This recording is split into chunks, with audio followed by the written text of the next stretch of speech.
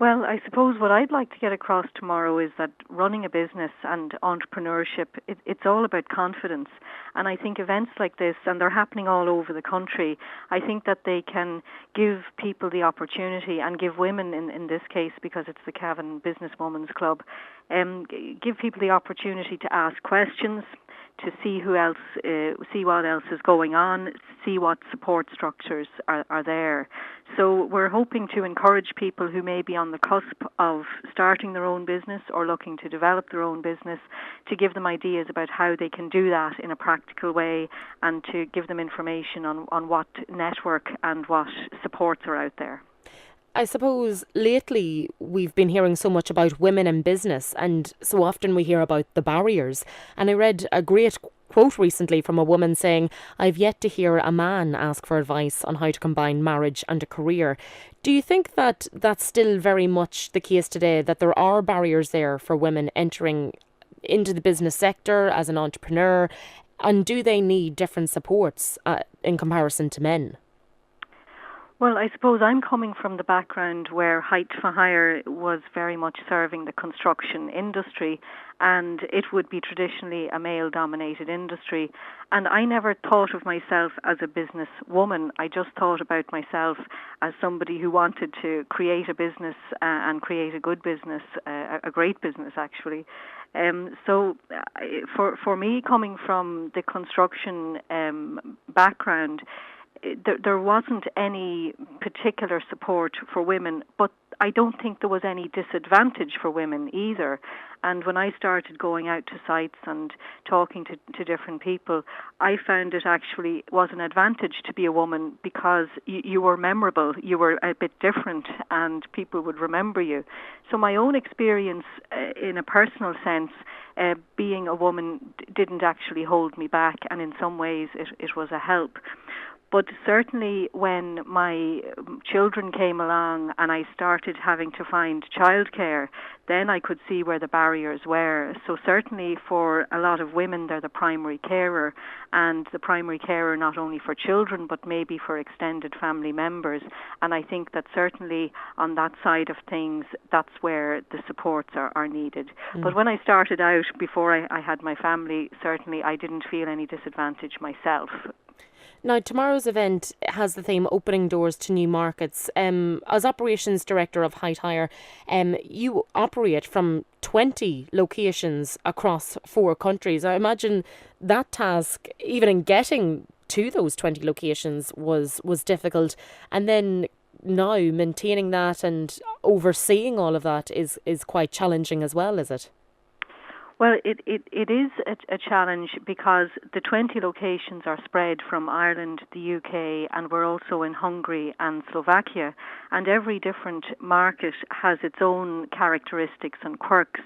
And for us, we just have a great team, and the key for us was getting the right people in the right place, and getting into the market and getting out to the sector, and figuring out what is it the market wants, and making sure, in our case, we rent out cherry pickers.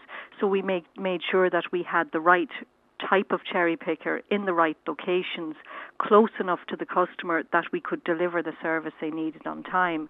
So when you're going into different markets like we did, you really need to shape and mold your offering to what that market needs and what that market wants.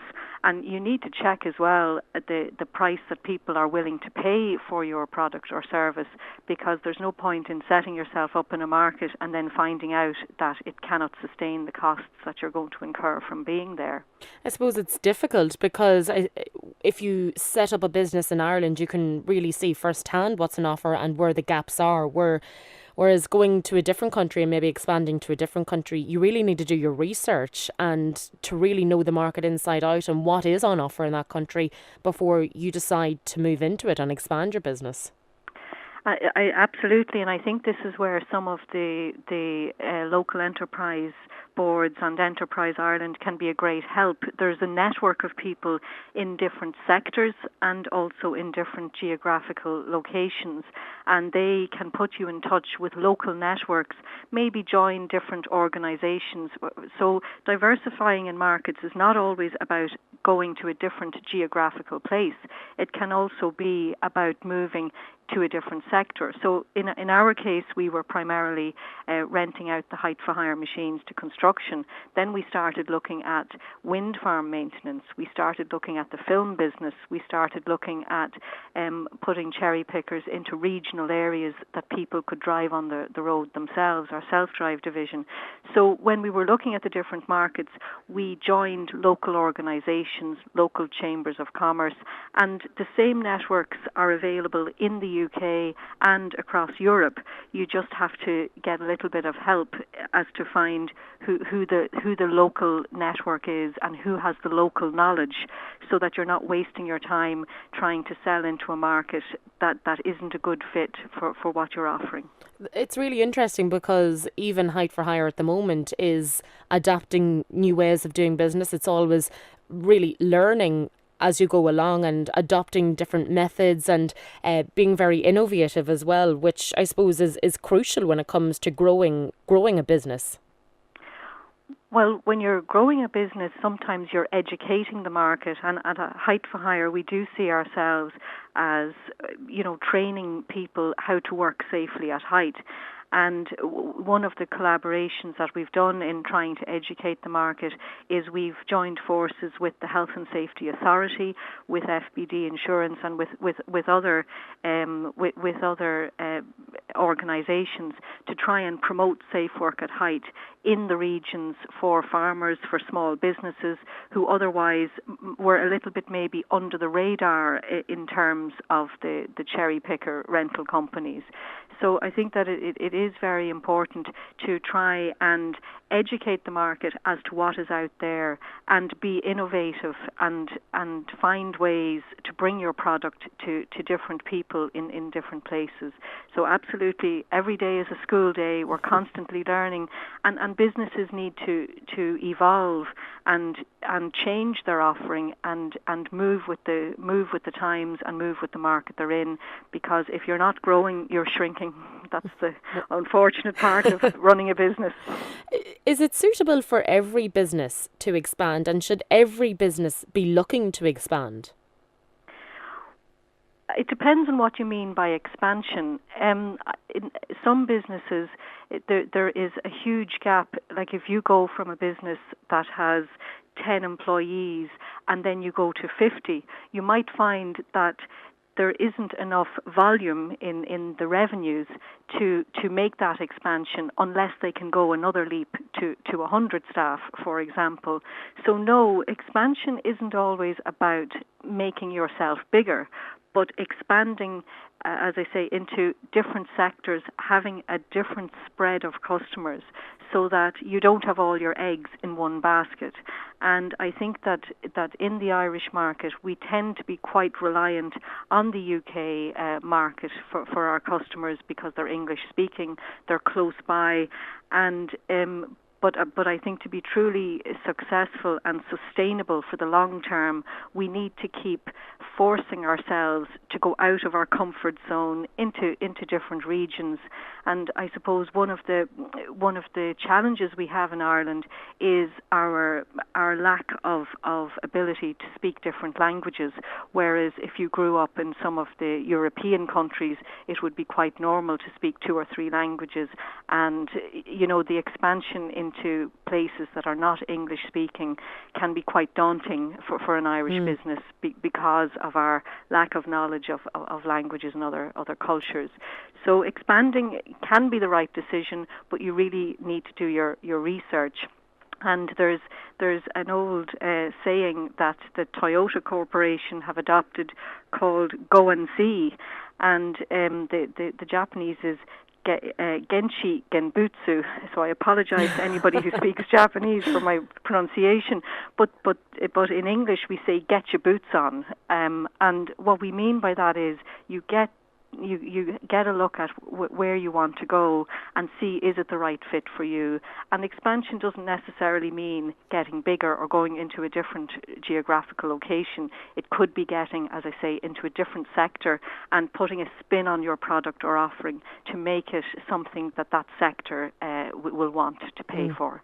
If we just take expansion in the geographical terms, I suppose the easiest market for Irish entrepreneurs and Irish business people to get into is, of course, the UK. And I've attended a few business breakfast meetings actually in the last year, and people are always being encouraged to look for other markets. Is that what we should be doing, or should we still be reliant on the UK market? Because after all, it's our closest neighbour. For many, it's only a couple of miles up the road. They're English speaking. We've been doing business with them for so long. Or should we, on the other hand, with Brexit coming down the line, should we be looking at markets further away? Well, I think that if people want to move into Northern Ireland and into the UK, or if they want to sustain existing business they have there, they need to look at their costs. And if their costs are being, if their costs are coming in euro, and then their income is coming in sterling, they're going to have a gap there's going to be a gap there between paying for something in a currency that more than likely will have a higher value than the currency your income is in. So if you can match your costs and the currency of the costs to the income, well, then it makes a lot of sense to continue doing business and selling into Northern Ireland and into the UK, even post-Brexit, because your costs will drop in line with your revenue as sterling devalues.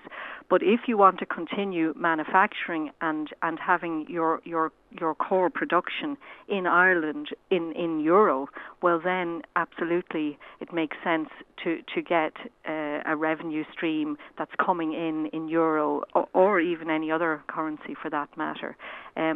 So as I say, over the years, Irish people have been very reliant on the UK, and this whole Brexit and how this evolves is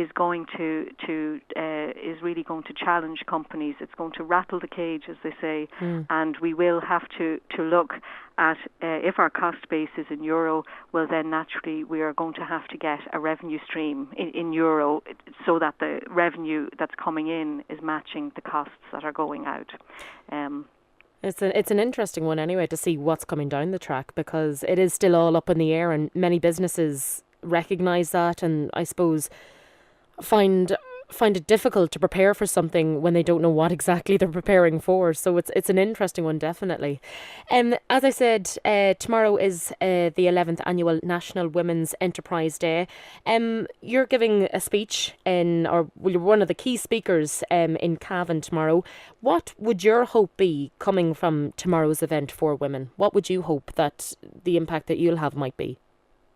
Well, what we're hoping to do is to encourage women who might be thinking about setting up their own businesses, or who may be thinking about expansion, or existing business women who may be concerned about the future, just to get a network going and, maybe encourage them and assist them into making a decision that could help to sustain their business or kickstart them into the business world. We need more women in business, that's for sure, and businesses that have women on their board and as part of their management team are much more likely to succeed.